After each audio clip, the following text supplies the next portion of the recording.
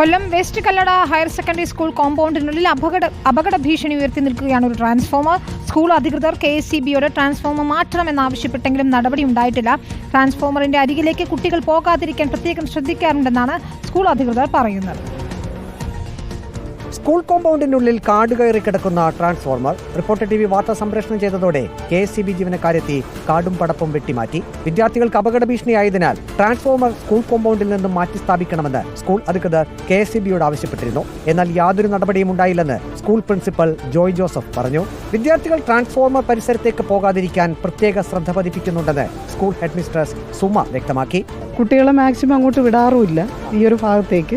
ഇവിടെ തന്നെ toilet ground വേറെയാണ്. ഇവിടെ സ്കൂൾ ഓപ്പൺ ചെയ്യുമ്പോൾ തൊട്ട് ഓരോ ദിവസവും അധ്യാപകർക്ക് തിരിച്ച് ഡ്യൂട്ടി ഇട്ടിട്ടുണ്ട്. കല്ലടയാറിന്റെ മറുതീരത്തേക്ക് ഈ ട്രാൻസ്ഫോമറിൽ നിന്നാണ് വൈദ്യുതി ലൈനുകൾ വലിച്ചിരിക്കുന്നത്. അപകട സാധ്യതയുള്ള സ്കൂൾ കോമ്പൗണ്ടിലെ ട്രാൻസ്ഫോമർ മാറ്റി സ്ഥാപിക്കണമെന്നാണ് രക്ഷിതാക്കളുടെയും ആവശ്യം. റിപ്പോർട്ടർ കൊല്ലം.